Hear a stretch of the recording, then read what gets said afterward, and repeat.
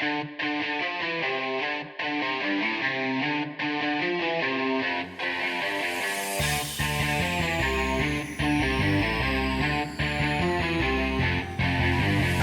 to the Iron Will podcast, where we talk about overcoming adversity and challenges, creating the life we truly want, and how we use iron therapy to improve our mind and body. No matter what life throws at us, we need to develop an iron will to push through whatever stands in the way to becoming the very best version of ourselves.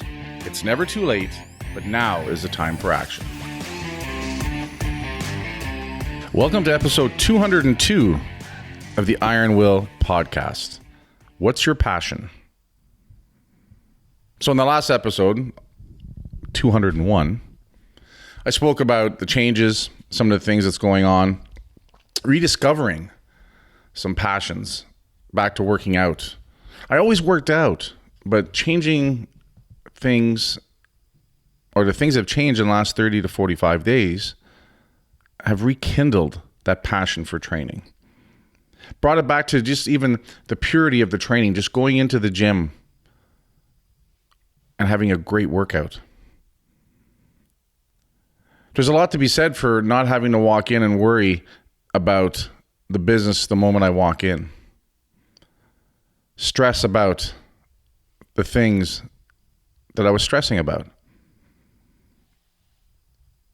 It's actually weird at first to walk into a gym and not worry if the phone's ringing, to be concerned if there's stuff on the floor that shouldn't be on the floor. And it made me realize just how much of that was occupying my space, my bandwidth. So when I'd go in to work out, I'd have all these things just in my subconscious. I would just see things, and all these little things would take a little bit away from the workout, a little bit away from the focus, a little bit away from the enjoyment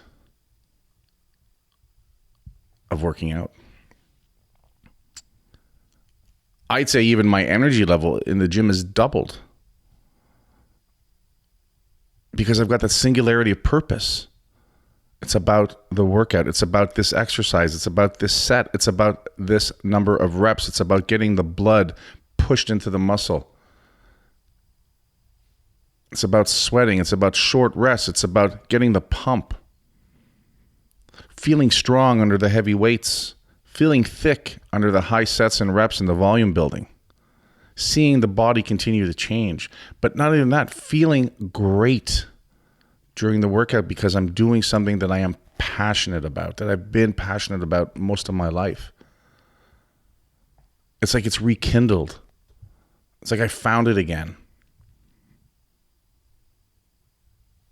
And it goes without saying how you feel after a fantastic workout. The endorphin rush, the serotonin in the brain, all the chemical transpirations that are happening after the workout. I know you missed it, guys, me making up words. Walking out and feeling fantastic and alive, and from there getting a coffee, having a shower, a jump in the pool, and being alive, electric. I fucking missed it. And I didn't know how much I missed it till I found it again.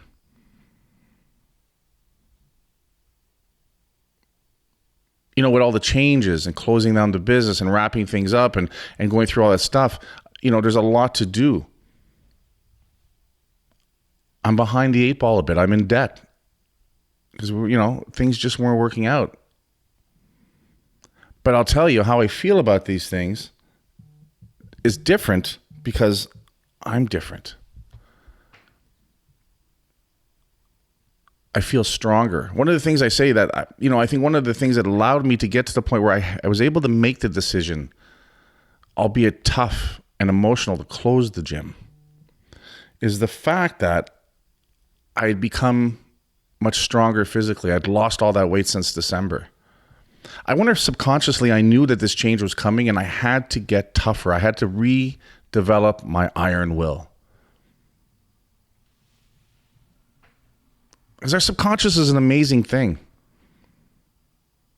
It's always on. It's always filtering everything. It's always dealing with stuff. It's always looking at everything that's coming at us and letting, deciding what we're going to focus on, what it's going to let through. It's the gatekeeper sometimes. A great example of, how the subconscious filters things out so that we don't become overwhelmed with all the stimulus that's out there, because we would go crazy. is that classic, you go out and buy a car, you buy a red Mustang. And what happens when you're driving it around? All of a sudden you start noticing all these other red Mustangs. They were always there, but subconsciously it didn't matter to you. So your subconscious was filtering that out. But now that you have one, you're suddenly aware of what's happening out there.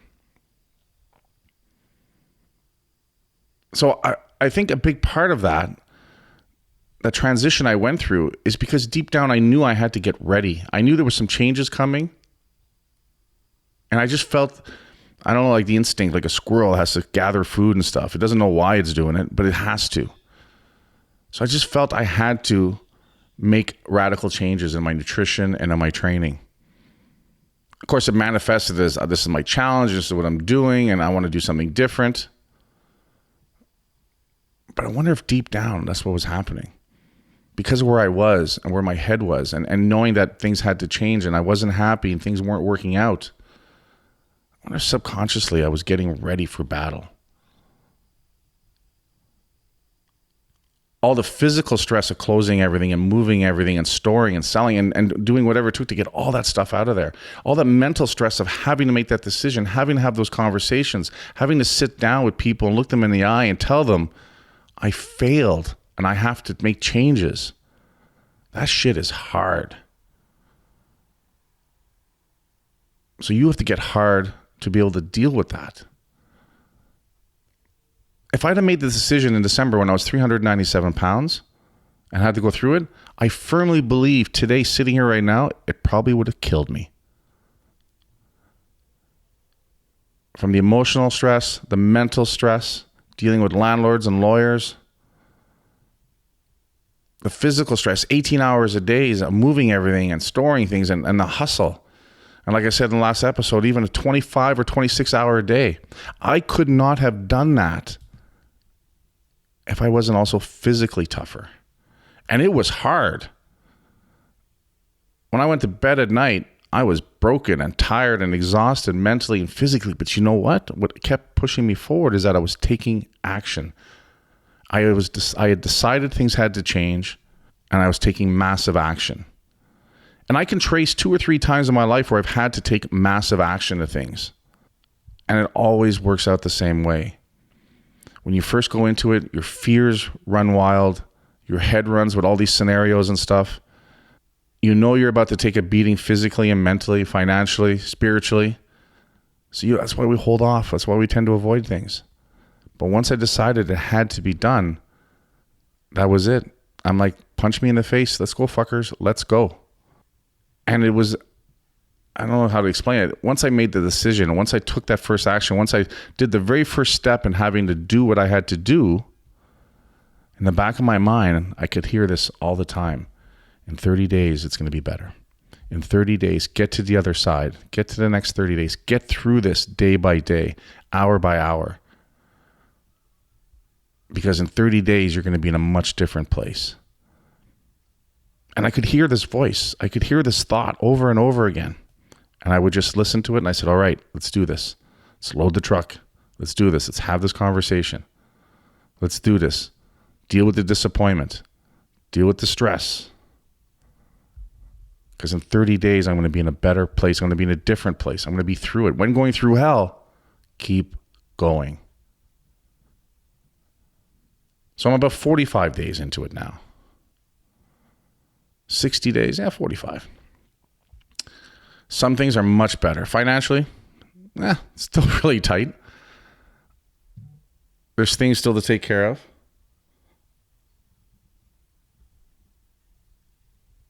I got to work on things. I got to make sure that I get through it. I got to catch up. I'm behind financially. So I got to put some hustle out there.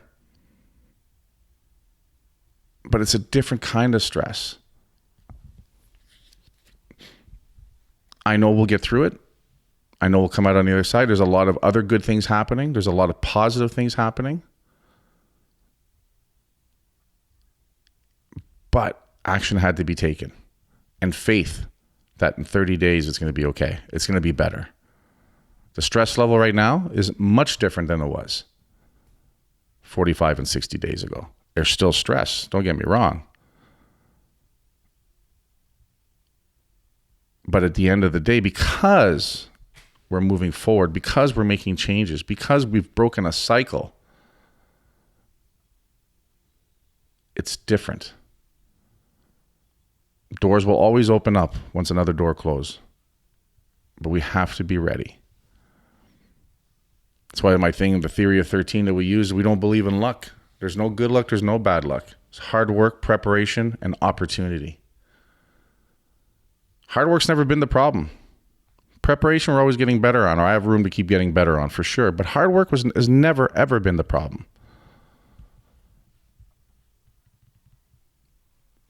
But moving forward is taking all the lessons that were learned, all the good things from this, and keep moving forward and build on those things. All the things that weren't working out, that didn't work out, that weren't the right thing, don't do them again. Keep evolving. Keep fine-tuning. Get back to the passions. I'm excited I have the passion of working out again. Like I said, I worked out before, but where it is now is night and day difference. I don't miss workouts. No matter how tired I am, I don't miss workouts.